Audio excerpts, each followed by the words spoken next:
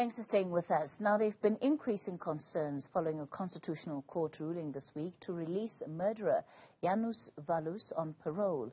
Some quarters are worried that the Polish assassin could become a rallying figure for racists and apartheid apologists. They now calls for his release to be closely monitored and that it must coincide with his deportation to Warsaw. We're joined now by political commentator Makhosini Mgitywa. Makhosini, good evening to you. Thanks for your time. Look, it's been interesting this week just to see the kind of reaction that we have had from across the political spectrum, but also some of the civil society organizations that have weighed into this public debate that seems to have really put our judiciary at the center. Yes, good evening to you and your viewers.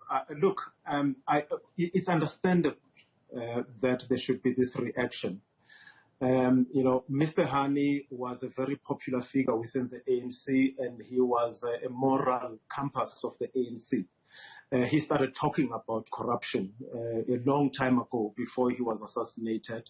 And there are many people who believe, including myself, who believe that had he been alive, he would have been very vocal on issues. So his death was a loss to us as South Africans. It was a loss to the Tripartite Alliance, in particular the SACP, and even a greater loss to his family. His wife did not only lose a husband, but the children lost a father as well. And I think she lost another child as a result of that. So that's understandable. Why people should feel the way they should feel. But I think I would caution against more action being taken because, the Constitutional Court is the apex court of South Africa. There is no other court that can second guess the Constitutional Court or set the decision aside. So it's fait accompli. He's going to be released from prison. The South African government has to comply with that. So I think if the SACP and the Tripartite Alliance continue to bring focus into this matter at this particular time, it makes Janusz Walus's victory all the more sweeter for him and for the people who sympathize with him and the people who support him, because it looks like now he's somebody who's being released despite this opposition by the ruling Tripartite Alliance.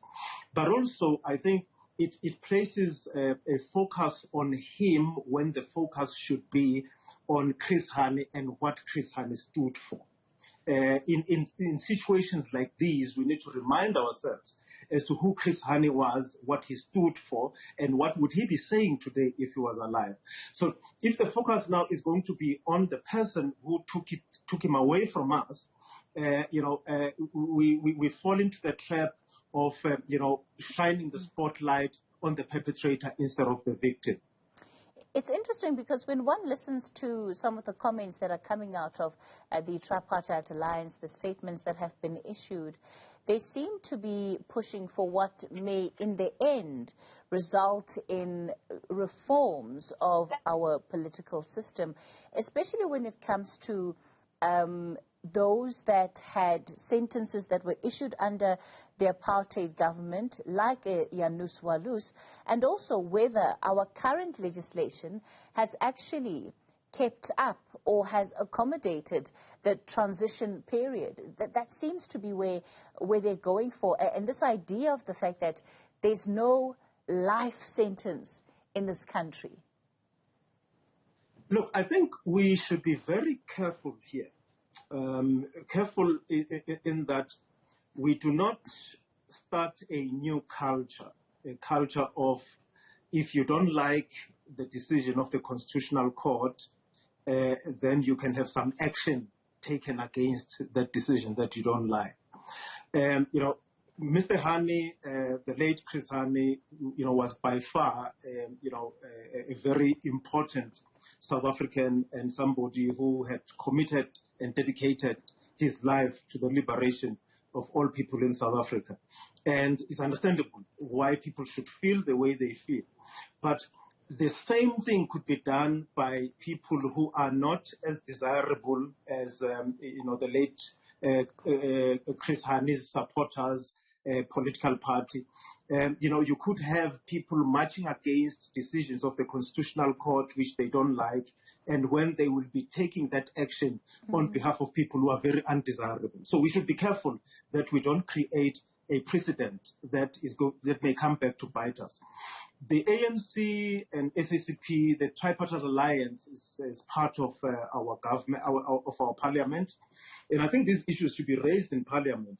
You'll remember that during apartheid, the leader of the PAC, Sobukwe, was imprisoned on Robben Island, and when it was time for him to be released, because there was no legislation that could be used to keep him in prison, then came the Sobukwe clause, which was about keeping him in prison, even though there was no other legal reason for keeping him in prison. I'm not suggesting that they should go that direction, because even that legislation would have to be consistent with the Constitution.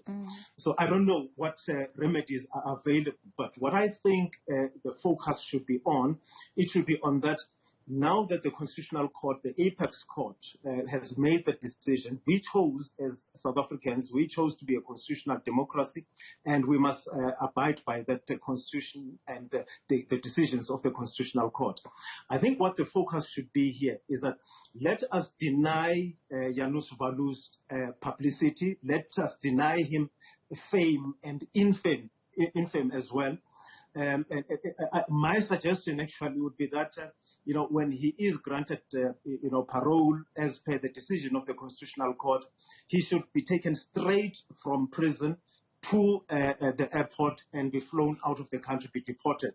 And the good thing that the South African government has done, and I think they should be commended for that in 2017, they decided to revoke his citizenship. So he's no longer a citizen of South Africa. When he's released, we don't have to see him. He doesn't have to annoy us all the time.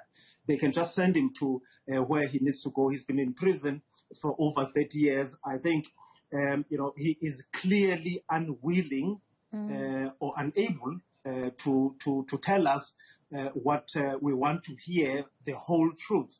And I think we've reached that point now where, our own laws and our own constitution doesn't allow us to keep him further. I think he should be deported. Makhosini, here's the bigger issue that this case has raised.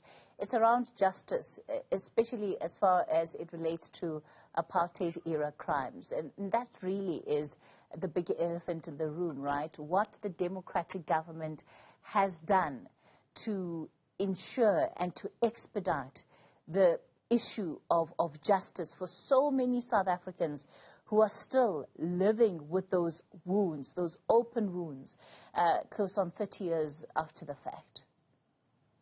Look, there are things that the South African government has done for which it must be commended, but there are things that it hasn't done. There are things that the prosecuting authority has done, and there are things that it hasn't done. And I remember, some time ago, I used to work for the National Prosecuting Authority. There were cases that were supposed to be prosecuted coming out of the TRC process.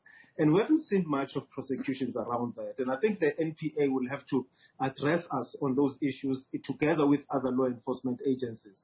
But I think the important thing that we should focus on, it is that those who committed crimes during apartheid, they should be punished, or at least there should be some form of restorative justice, for the victims of those crimes.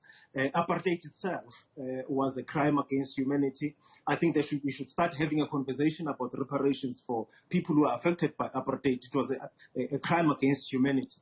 But also we need to move on and say, what society are we looking for?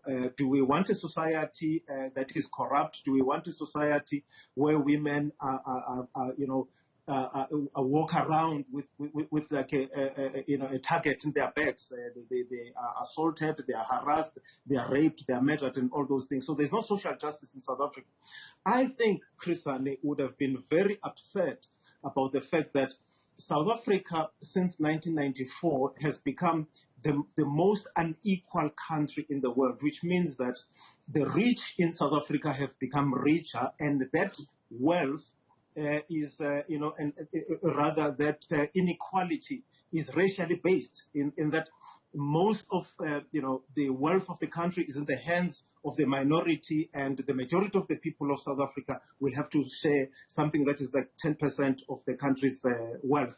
So these are things that we need to attend to, because it would be like we are impervious to irony. It's like we cannot catch irony if we are going to be focusing only on the person who took Chris Hani away from us, but we are not focusing on the ideas and ideals that Chris Hani lived and died for.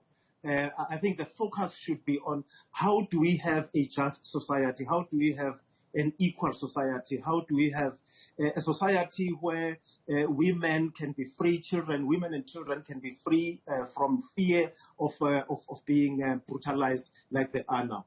All right. Makhosini Mgitywa, let me thank you for your time.